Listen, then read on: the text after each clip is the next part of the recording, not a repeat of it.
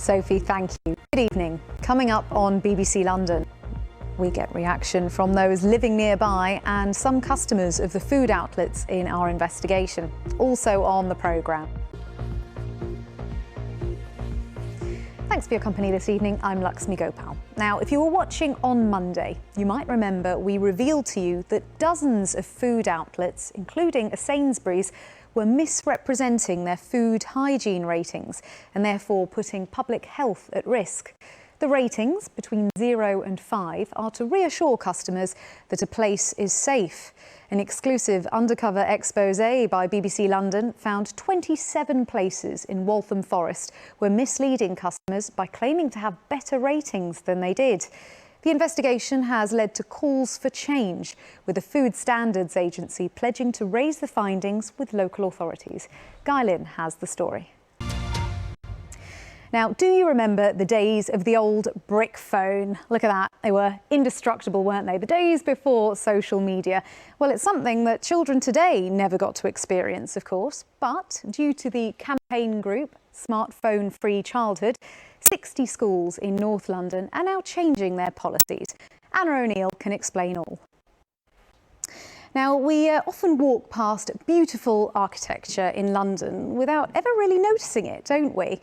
Now, this year, 4 out of 6 nominations for the Sterling Prize, an architectural award, are here in the capital.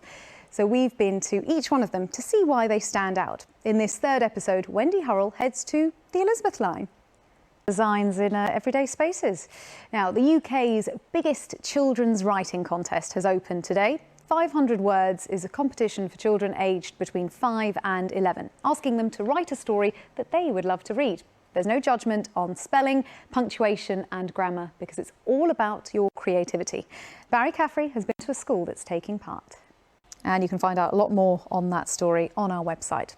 But now lots more still to come, including... But first, a man says he's embarrassed and ashamed after being tricked out of nearly £20,000 in a rental scam in London. Craig Spokes paid a year's rent up front to someone falsely claiming to be the landlord. Craig lived in the flat in Bloomsbury for less than a month last November before being evicted. Sam Reed reports. Anna O'Neill there. Well, I'm joined now by Nova. Well, if you or someone you know is affected by any of the issues that were raised in that discussion, the BBC has a list of organisations who can help. Just search for BBC Action Line. Lots more still to come, including authors there. And to find out more about the 500 Words competition, you can head to bbc.co.uk/500 words or search 500 Words online. The deadline is the 8th of November. Now, for a look at the weather forecast, Louise, I looked at the weather. And just before we go, on our social media pages, you can see pictures from the Natural History Museum's Wildlife Photographer of the Year Awards. I'll be back with your late news straight after the news at 10. But for now, from all of us, goodbye. Let's give you a quick update on some of the day's other news now. Joining certain apps, that is what a lot of tech giants say. But when you say you made a mistake, Nova, what do you mean?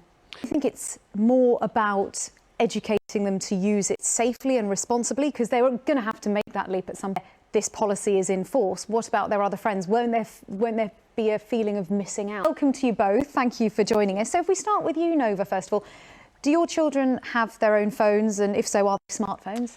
Often say they put measures in place and they have controls in there, parental controls, and children have to say that they're over 13 before. That have been related to smartphone use and social media use at a young age.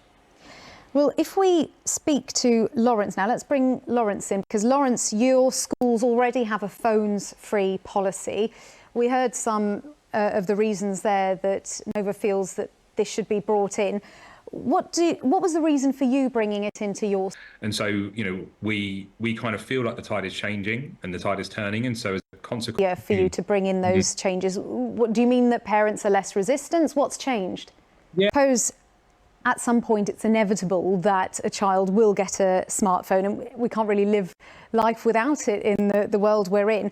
So don't point, aren't they? I think we're not saying never, we're saying not yet. I think this... you know, peer pressure and other children potentially do. Is that something that you're concerned about, in that even if children are at a school where... I think what we have established now from our campaign is that until at least 14 and delay giving children access to at least 16. And I'll just give Lawrence the final thought there. What were some of the challenges you found? I mean, was there much opposition as well? Lawrence, thank you so much. And Nova, thank you as well for coming into the studio. Thank you both. Up this morning, and it said that London was going to have hurricane force winds of 14,500 miles per hour. Luckily, I survived them. There isn't a hurricane that has 14,500 mile an hour winds. Yes, apologies. Louise, the weather app may glitch, but you never do. Thank you.